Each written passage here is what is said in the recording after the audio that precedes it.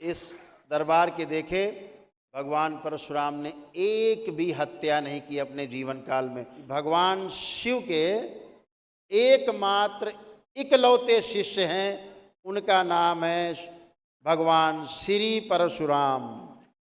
दो कैरेक्टर इस संसार में हैं जिन्हें सबसे ज्यादा दबाया गया। अंदर की बांसुरी बजे, अंदर मृदंग बाजे, अंदर शंख बाजे, उसके लिए श्री कृष्ण है, उसके लिए राधा है, बाहर के लिए नहीं है। अंदर बजता है जब आप साधना में चलते हैं। ये सब समझते हैं कैसे बजते हैं। यहाँ दरबार के बच्चे तमाम बैठे हैं, कैसे बजते हैं अंदर, ये सब उपलब्ध आपको हमने बता ही दिया है। जो राधा माधव का मंदिर है कानपुर में, उसको भगवान महालक्ष्मी नारायण के रूप में आप पूजन कर सकते हैं। भगवान श्री कृष्ण राधा के रूप में भी पूजा कर सकते हैं। भगवान श्री कृष्ण और राधा का अर्थ है, भगवान श्री कृष्ण का अर्थ है योगेश्वर। जिनसे बड़ा कोई योगी इस संसार में हुआ नहीं, द्वापर में महायोगी। तो कृष्ण का नाम आए तो आप बात कर रहे हैं ध्यान और साधना की, और जब राधा की बात आए तो इसका मतलब है कि आप बात कर रहे हैं ज्ञान की। राधा मतलब ऊर्ध्वगामी नाड़ी, सुषुम्ना नाड़ी जो आपकी ऊर्ध्वगामी है और जो नीचे की ओर बहे। उल्टा कर दो राधा का तो उसे धारा कहते हैं। जो संसार में रहता है, संसार में जी रहा है, अपने को शरीर मानकर केवल जीता है जानवरों की तरह, वो धारा में जीता है। और जो अपने को जीवन मान के जीता है आत्मस्वरूप, वो राधा में जीता है। तो राधा में जीने वाला वो कृष्ण की तरह बन सकता है। इसलिए भगवान श्री कृष्ण और राधा की मूर्ति, आपको हमेशा ये बात ध्यान रहे, साथ साथ है, ताकि भूले नहीं। राधा का और श्री कृष्ण की मूर्ति का इतना ही सांकेतिक अर्थ है। इस बात को हमेशा ध्यान रखो। रास लीला के लिए नहीं है, केवल नाच नचैया था थैया के लिए नहीं है कि उनने मटकी फोद दी, गोपिकन के कपड़ा उठाए ले गए तालाब से, इसके लिए नहीं है। ये कुकर्म करने के लिए, बच्चों को संदेश देने के लिए बिल्कुल नहीं है।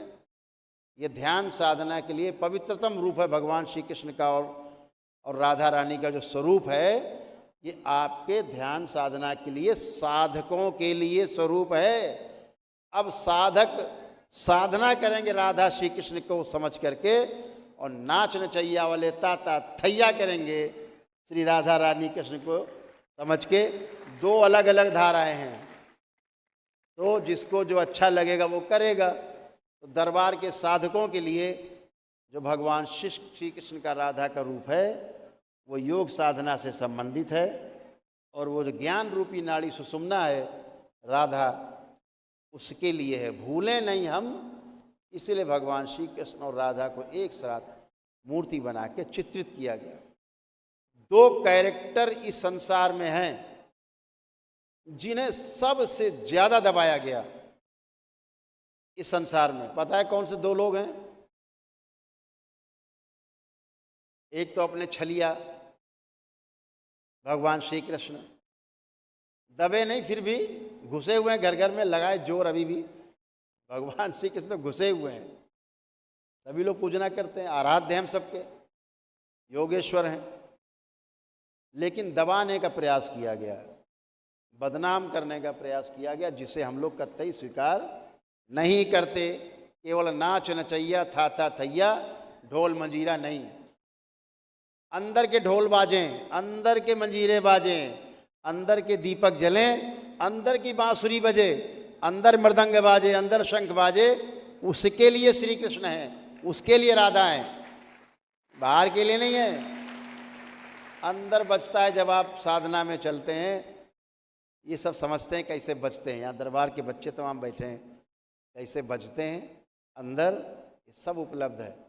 जब आप यात्रा शुरू करते हो साधना की, जब पांचवें तंत्र की पांचवी लेवल की साधना आपकी पूरी हो जाएगी, तो आप उस क्षेत्र में उतरेंगे जहां आपको इन सब चीज़ों का स्वयं अनुभव होगा, है ना। तो इस कैरेक्टर को बदनाम करने की तमाम हमने पुराणों में पढ़ा है, ऐसा ऐसा लिखा है भगवान श्री कृष्ण के बारे में, राधा रानी के बारे में। आप पढ़ोगे और पन्ना जरूर फाड़ दोगे। आप पढ़ करके अपने बच्चों को नहीं सुना सकते। वो सब लिखा है पुराणों में हमारे नालायकों ने, कुछ नालायकों ने पन्ने जोड़ दिए, अलग से जोड़े गए पन्ने। कहीं पन्ने फाड़े गए हैं तो कहीं नए पन्ने जोड़े गए हैं, जिनको अपने स्वयं के ज्ञान से समझना है, बचना है कि सत्य क्या है। भगवान श्री कृष्ण ऐसे नहीं हो सकते। वो योगेश्वर थे, वो कामुकता से भरे हुए नहीं थे जैसे दिखाते हैं कि दिन भर गोपियों के साथ रासलीला, दिन भर राधा के साथ रासलीला और बच्चे पैदा करना, दूसरा कोई काम नहीं। ये सब गंदगी करके भगवान श्री कृष्ण को, उस इतने बड़े चरित्र को जो हमारा आराध्य है, हमारा मतलब रोल मॉडल है, उसको दबाने का काम किया गया। और एक और कैरेक्टर इस सृष्टि के अंदर सबसे महत्वपूर्ण, जो सतयुग में भी रहे, त्रेता युग में भी रहे, द्वापर में भी रहे, चिरंजीवियों के रूप में जो 7 चिरंजीवी हैं, उनमें से वो आज भी हैं, जिनका नाम भगवान परशुराम है। उस कैरेक्टर को भी दबाने की बहुत कोशिश हुई है इस देश के अंदर, हमारे देश के अंदर। उनको ऐसा कुचला गया है कि जिनकी मूर्ति आज घर घर में होनी चाहिए थी, आज राम की नहीं, घर घर में परशुराम की मूर्ति होती अगर उनको दबाया नहीं गया होता। बहुत दबाया गया इस कैरेक्टर को, जाति के नाम पे दबा दिया गया और हत्यारा हत्यारा कह करके उनके कैरेक्टर को दबाया गया और कुचला गया। इस बात की ये दरबार कड़ी निंदा करता है और भगवान परशुराम को हम लोग इतना सम्मान देंगे कि दरबार उनके लिए भगवान परशुराम का एक विशाल मंदिर ये दरबार तैयार कराएगा, विशाल मंदिर। और जो उनकी यश गाथा है वो पूरे संसार में फैले, जो उनका चरित्र है लोग अपने जीवन में ढालें। 1 मैन आर्मी, जिनको भगवान परशुराम कहा जाता है, राम के समय में भी रहे, कृष्ण के समय में भी रहे, विष्णु के समय भी रहे, शिव के समय में भी रहे, भोलेनाथ के समय में भी रहे, कृष्ण के समय में भी रहे और अभी भी हैं। कैसा कैरेक्टर है, कैसा अद्भुत है कोई कैरेक्टर ऐसा? ऐसे किसी ऋषि मुनि के बारे में जानते हैं जो रहा हो? नहीं, केवल एक भगवान परशुराम। क्यों? कि भगवान शिव के एकमात्र इकलौते शिष्य हैं, उनका नाम है भगवान श्री परशुराम। दूसरा पैदा हुआ नहीं और भविष्य पैदा होगा भी नहीं। बाकी सब भगवान शिव के, भोलेनाथ के भक्त हैं, कोई शिष्य नहीं है। शिष्य नहीं, लोग आते हैं, गुरुजी हम भोलेनाथ को अपना गुरु बना लिया था और हम उनके शिष्य बन गए। हमने कहा तुम अपना इलाज कराओ पहले दिमाग का। तुम भक्त हो सकते हो शिव के, शिष्य नहीं हो सकते। शिष्य होने के लिए परशुराम बनना पड़ेगा, वो तुम बन नहीं सकते। इसलिए इकलौते शिष्य हैं भगवान परशुराम, जो राम के समय भी थे, ठीक, कृष्ण के समय में भी थे। कृष्ण को सुदर्शन चक्र देने वाले भगवान परशुराम ही थे। तब भगवान श्री कृष्ण दुष्टों से अपनी रक्षा कर पाए। समझ गए? तो जहाँ भगवान परशुराम के मंदिर हो, आपके यहाँ खूब जा करके परशुराम जयंती में केवल लोग मनाते हैं भगवान परशुराम को, केवल परशुराम जयंती में। दरबार में देखो भगवान परशुराम की दिन भर में ये ब्राह्मण देवता बैठे हैं, कितनी बार पूजा होती होगी? कम से कम 4 पहर पूजा होती है भगवान परशुराम की दरबार में। बाबा के साथ साथ, भोलेनाथ के साथ साथ, माता के साथ साथ भगवान परशुराम की, लक्ष्मी नारायण की पूजा 4 पहर होती है। रोज होती है, केवल परशुराम जयंती पे ही नहीं होती, रोज होती है, क्योंकि उनके बगैर दरबार अधूरा है। जहाँ शिष्य नहीं वहाँ गुरु नहीं, तो जहाँ भगवान परशुराम नहीं वहाँ भोलेनाथ नहीं। इसलिए भगवान भोलेनाथ के साथ साथ भगवान परशुराम की आभा भी आप सबका संरक्षण करती है, आप सबको आशीर्वाद देती है और आप सबको स्वस्थ रखती है, प्रसन्न रखती है, दुष्टों से रक्षा करती है। तो सभी लोग प्रेम से बोलिए भगवान परशुराम की, फिर से बोलिए और जोर से बोलिए भगवान परशुराम की। ये दरबार सदैव आपको, आपके साथ, भोलेनाथ के साथ, उनको हमेशा याद रखिए, हमेशा आपके साथ आभा के रूप में रहते हैं, हमेशा रहते हैं इस दरबार में।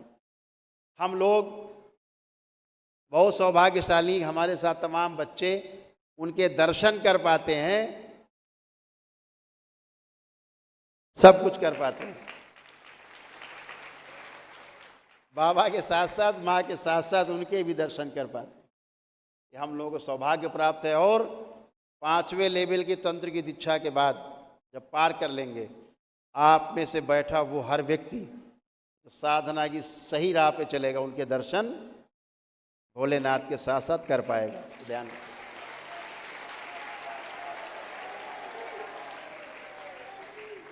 इस दरबार के देखे भगवान परशुराम ने एक भी हत्या नहीं की अपने जीवन काल में। कोई ऋषि चींटी नहीं मार सकता, एक चींटी नहीं मार सकता, चींटी।